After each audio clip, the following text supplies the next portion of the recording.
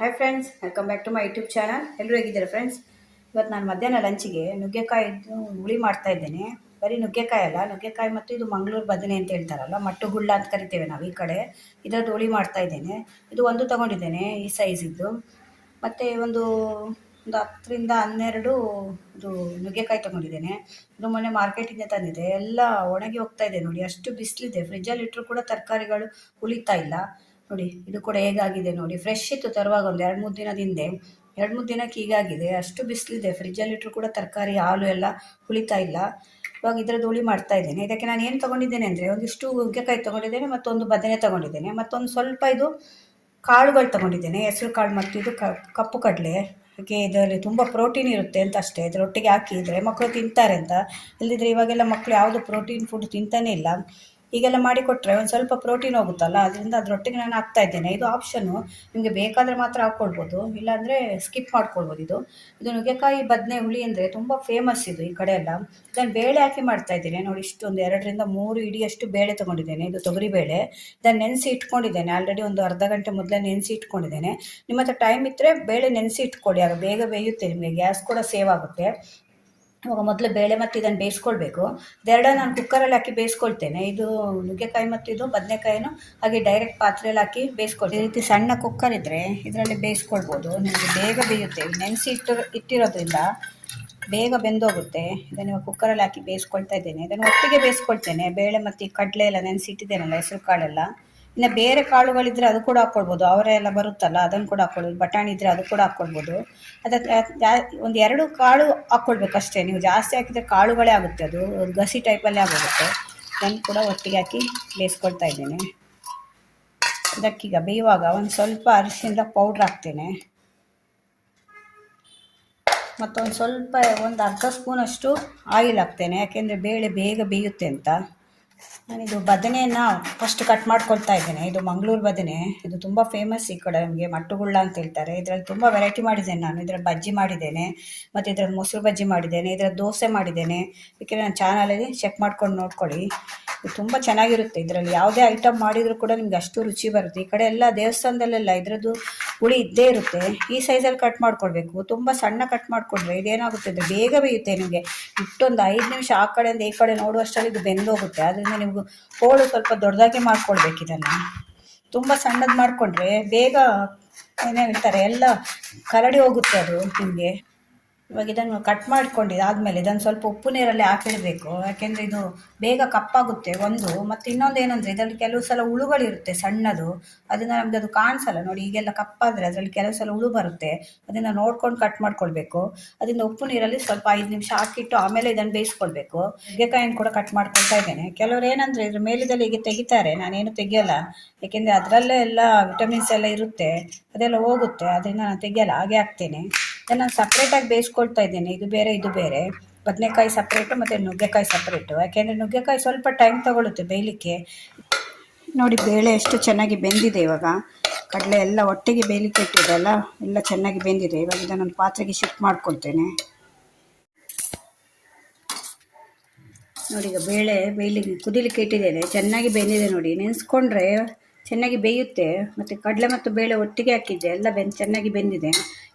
ಇದಕ್ಕೊಂದು 2-3 ಹಸಿಮೆಣಸಿನ್ಕಾಯಿ ಹಾಕ್ತಾ ಇದ್ದೇನೆ. ಈಗ ಕಟ್ ಮಾಡಿ ಹಾಕಬೇಕು ನೋಡಿ. ಮತ್ತೊಂದು ಸ್ವಲ್ಪ ಅರಿಶಿಣದ ಪೌಡ್ರ್ ಹಾಕ್ತಾ ಇದ್ದೇನೆ. ಆವಾಗಲೇ ಸ್ವಲ್ಪ ಹಾಕಿದ್ದೆ, ಆದರೆ ಇದು ನಮಗೆ ಅರಿಶಿಣದ ಕೊಂಬಿಂದ ಮಾಡೋದು, ಪೌಡ್ರ್ ಮಾಡಿ ಕೊಡ್ತಾರೆ ಇಲ್ಲಿ ಅದರಿಂದ ಸ್ವಲ್ಪ ಜಾಸ್ತಿ ಯೂಸ್ ಮಾಡ್ತೇನೆ ಅರಿಶಿಣನ.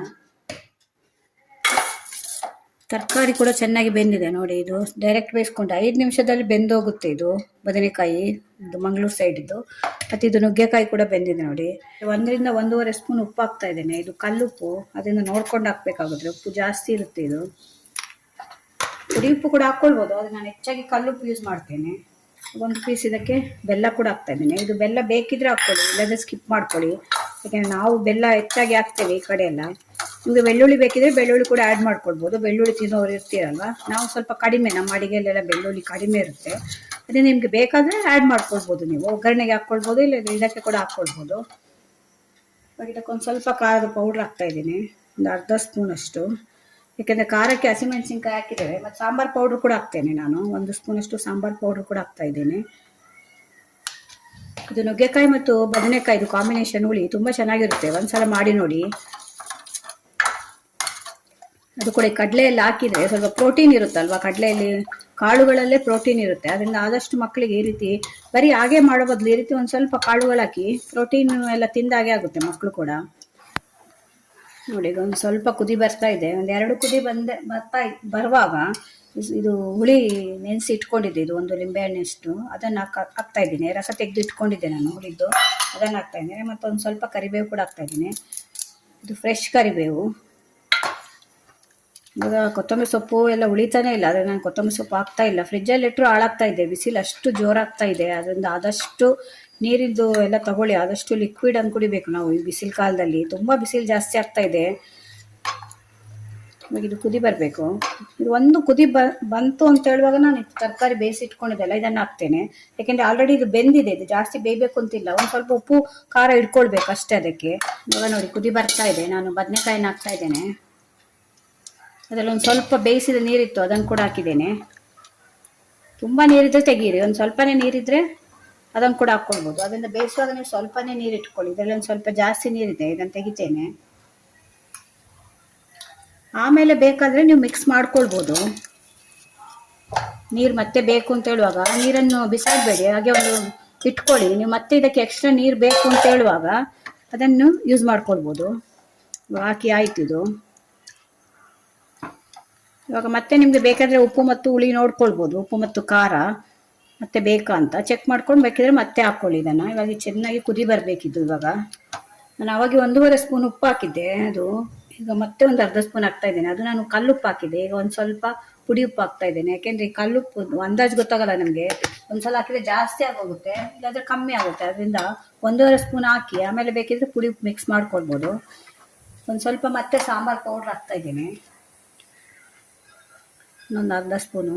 ಇದು ನುಗ್ಗೆಕಾಯಿ ಮತ್ತು ಈ ಬದನೆಕಾಯಿ ಇದು ಕಾಂಬಿನೇಷನ್ ಹುಳಿ ತುಂಬ ಚೆನ್ನಾಗಿರುತ್ತೆ, ಒಂದ್ಸಲ ಟ್ರೈ ಮಾಡಿ ನೋಡಿ.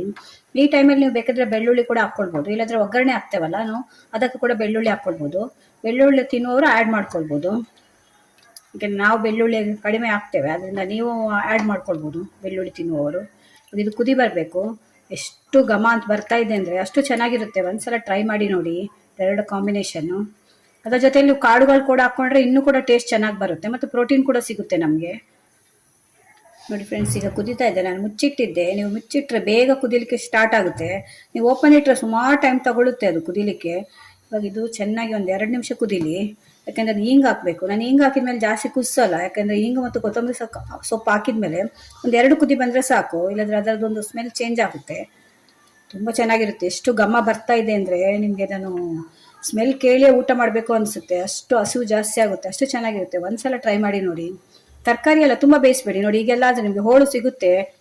ಈಗ ಒಂದು 5 ನಿಮಿಷ ಬೇಯಿಸ್ಕೊಂಡ್ರೆ ಸಾಕು ಅದು, ಮತ್ತು ಇದನ್ನು ಸಪ್ರೇಟಾಗಿ ಬೇಯಿಸ್ಕೊಡಿ.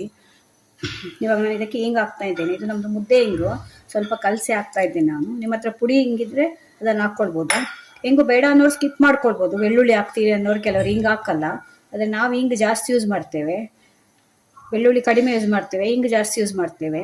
ಇವಾಗ ಆಲ್ಮೋಸ್ಟ್ ಆಗಿದೆ ಇದು. ಇವಾಗ ಒಂದು ಸ್ವಲ್ಪ ಕುದಿ ಬಂದರೆ ಆಫ್ ಮಾಡ್ತೀನಿ, ಆಮೇಲೆ ಅದಕ್ಕೊಂದು ಒಗ್ಗರಣೆ ಹಾಕಿದರೆ ಆಯಿತು. ಕೊತ್ತಂಬರಿ ಸೊಪ್ಪು ಬೇಕು ಅನ್ನೋರು ಆ್ಯಡ್ ಮಾಡ್ಕೊಳ್ಬೋದು. ನಾನು ಕೊತ್ತಂಬರಿ ಸೊಪ್ಪು ಇಲ್ಲ, ಯಾಕೆಂದರೆ ಬಿಸಿಲಾದ್ರಿಂದ ಕೊತ್ತಂಬರಿ ಸೊಪ್ಪು ಉಳಿತಾ ಇಲ್ಲ, ಎಲ್ಲ ಹಾಳಾಗ್ತಾ ಇದೆ, ತರಕಾರಿ ಹಾಳಾಗ್ತಾ ಇದೆ. ಅದನ್ನು ತರ್ತಾ ಇಲ್ಲ, ನನ್ನ ಅಂಗಡಿಯಲ್ಲಿ ಕೂಡ ಸಿಗ್ತಾ ಇಲ್ಲ. ಅವ್ರು ಕೇಳಿದ್ರೆ ಹೇಳ್ತಾ ಇದ್ದಾರೆ ಹಾಳಾಗುತ್ತೆ ಬಿಸಿಲಿಗೆ ಅಂತ. ಸೊಪ್ಪುಗಳೇ ಸಿಗ್ತಾ ಇಲ್ಲ ಈ ಕಡೆ ಎಲ್ಲ, ತುಂಬ ಬಿಸಿಲು. ಮೊದಲೇ ಬಿಸಿಲು ಜಾಸ್ತಿ ಇದೆ ಇಡೀ ಇಂಡಿಯಾದಲ್ಲಿ, ನಮ್ಮ ಈ ಕರಾವಳಿಯಲ್ಲಂತೂ ತುಂಬ ಬಿಸಿಲಿದೆ. ಅದರಿಂದ ನಾನು ಬರೀ ಇದು ಕರಿಬೇವನ್ನು ಹಾಕಿದ್ದೇನೆ, ಇದಾದರೆ ನಾವು ಮನೆಯಲ್ಲೇ ಬೆಳೆದಿರೋದು. ಆಲ್ಮೋಸ್ಟ್ ಆಗಿದೆ ನೋಡಿ. ಇವಾಗ ಅದು ಒಗ್ಗರಣೆಗೆ 1 ಸ್ಪೂನ್ ಎಣ್ಣೆ ಹಾಕ್ತಾ ಇದ್ದೇನೆ. ತುಂಬ ಒಳ್ಳೆ ಘಮ ಬರ್ತಾ ಇದೆ ಹುಳಿದು, ಹಸಿವು ಜಾಸ್ತಿ ಆಗುತ್ತೆ ಅದು ಘಮ ಬರ್ತಾ ಇದ್ರೆ. ಮಕ್ಕಳಿಗೆಲ್ಲ ಮಾಡಿಕೊಡಿ, ಇಷ್ಟಪಟ್ಟು ತಿಂತಾರೆ, ಯಾಕೆಂದರೆ ಕಡಲೆ ಎಲ್ಲ ಹಾಕಿದ್ದೇವಲ್ಲ ನಾವು ಅದರಲ್ಲಿ, ಮತ್ತು ರುಚಿ ಕೂಡ ಅಷ್ಟೇ ಚೆನ್ನಾಗಿರುತ್ತೆ. ಇವಾಗ ಇದಕ್ಕೆ 1 ಸ್ಪೂನಷ್ಟು ಸಾಸಿವೆ ಹಾಕ್ತಾ ಇದ್ದೇನೆ, ಒಂದು ಅರ್ಧ ಸ್ಪೂನಷ್ಟು ಜೀರಿಗೆ ಹಾಕ್ತಾ ಇದ್ದೇನೆ. ನೀವು ಅನ್ಕೊಳ್ಬೋದು ಎಲ್ಲ ಅಡಿಗೆಗೆ ಜೀರಿಗೆ ಹಾಕ್ತಾರೆ ಇವರು ಅಂತ, ನಾವು ಜೀರಿಗೆ ಜಾಸ್ತಿ ಯೂಸ್ ಮಾಡ್ತೇವೆ, ಯಾಕೆಂದರೆ ಆರೋಗ್ಯಕ್ಕೆ ಒಳ್ಳೆಯದಲ್ಲ ಅದು, ಜೀರ್ಣಶಕ್ತಿ ಕೂಡ ಮಾಡುತ್ತೆ. ನಿಮಗೆ ಗ್ಯಾಸ್ಟ್ರಿಕ್ ಥರ ಎಲ್ಲ ಇದ್ದರೆ ಅದು ಕೂಡ ಕಡಿಮೆ ಮಾಡುತ್ತೆ ಅದು. ಒಂದು ಕೆಂಪು ಮೆಣಸಿನ್ಕಾಯಿ ಹಾಕ್ತಾ ಇದ್ದೇನೆ. ನಿಮಗೆ ಜೀರಿಗೆ ಬೇಡ ಅಂದರೆ ನೀವು ಸ್ಕಿಪ್ ಮಾಡ್ಕೊಳ್ಳಿ. ನಮ್ಮ ಅಡಿಗೆಯಲ್ಲಿ ಹೆಚ್ಚಾಗಿ ಎಲ್ಲ ನಾವು ಜೀರಿಗೆ ಯೂಸ್ ಮಾಡ್ತೇವೆ. ಸ್ವಲ್ಪ ಕರಿಬೇವು ಹಾಕ್ತಾ ಇದ್ದೇನೆ. ಇದು ನಾನು ಕಬ್ಬಿಣದ ಸೌಟಲ್ಲಿ ಹಾಕ್ತೇನೆ, ಅದರಿಂದ ಇದು ಇಷ್ಟು ಸಣ್ಣ ಇದೆ.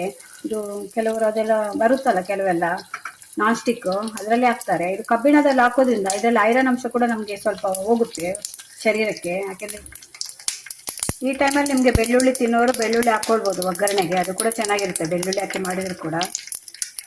ನಾವು ಬೆಳ್ಳುಳ್ಳಿ ತಿನ್ನಲ್ಲ ಅಂತೇನಿಲ್ಲ, ಕೆಲವೊಂದಕ್ಕೆ ಐಟಮ್ಗೆ ಬೆಳ್ಳುಳ್ಳಿ ಯೂಸ್ ಮಾಡ್ತೇವೆ. ಈಗ ಪಲಾವೆಲ್ಲ ಮಾಡುವಾಗ ಬೆಳ್ಳುಳ್ಳಿ ಯೂಸ್ ಮಾಡ್ತೇವೆ ನಾವು, ಮತ್ತು ಅದು ಹುರುಳಿಕಾಳು ಸಾರೆಲ್ಲ ಮಾಡ್ತೇವಲ್ಲ ಅದಕ್ಕೆಲ್ಲ ಯೂಸ್ ಮಾಡ್ತೇವೆ. ಆಯಿತು ಆಲ್ಮೋಸ್ಟ್ ಒಗ್ಗರಣೆ ನೋಡಿ ಫ್ರೆಂಡ್ಸ್. ಮಂಗಳೂರು ಬದನೆ ಮತ್ತು ನುಗ್ಗೆಕಾಯಿ ಕಾಳುಗಳು ಹಾಕಿ ಮಾಡಿದ ತುಂಬ ಆರೋಗ್ಯಕರವಾದ ಹುಳಿ ರೆಡಿಯಾಗಿದೆ.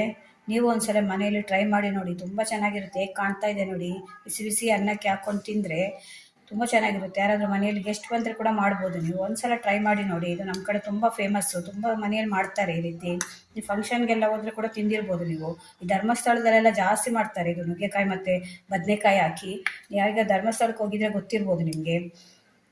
ಒಂದ್ಸಲ ಮನೆಯಲ್ಲಿ ಟ್ರೈ ಮಾಡಿ ನೋಡಿ, ತುಂಬ ಚೆನ್ನಾಗಿರುತ್ತೆ. ಆರೋಗ್ಯಕರವಾದ ಆಹಾರ ಇದೆಲ್ಲ. ಇದರೊಟ್ಟಿಗೆ ಕಾಳುಗಳು ಹಾಕೋದ್ರಿಂದ ಏನಾಗುತ್ತೆ ಅಂದರೆ ನಿಮಗೆ ಪ್ರೋಟೀನ್ ಎಲ್ಲ ಹೋಗುತ್ತೆ ನಮ್ಮ ದೇಹಕ್ಕೆ. ಮಕ್ಕಳಿಗೆ ಕೂಡ ಪ್ರೋಟೀನ್ ತಿಂದಾಗೆ ಆಗುತ್ತೆ. ಇಲ್ಲದಿದ್ದರೆ ಈಗ ಎಲ್ಲ ಅವರು ತಿನ್ನುವ ಫುಡ್ಡಲ್ಲಿ ಏನೂ ನಮಗೆ ಬಲನೇ ಇಲ್ಲ, ಶಕ್ತಿನೇ ಇಲ್ಲ, ಅಂಥ ಫುಡ್ಗಳನ್ನು ತಿಂತಾರೆ ಅವರು. ಅದರಿಂದ ನಾವು ಇಂಥ ಫುಡ್ಡೆಲ್ಲ ಆದಷ್ಟು ಮಾಡಿಕೊಡ್ಬೇಕು ಮಕ್ಕಳಿಗೆ. ಈ ವಿಡಿಯೋ ನಿಮ್ಗೆ ಇಷ್ಟ ಆದರೆ ನನ್ನ ಚಾನೆಲ್ ಸಬ್ಸ್ಕ್ರೈಬ್ ಮಾಡ್ಕೊಂಡು ನೋಡಿ. ಇದೇ ಥರ ಹೊಸ ಹೊಸ ವಿಡಿಯೋ ತೊಗೊಂಡು ಮತ್ತೆ ಬರ್ತೇನೆ. Bye friends.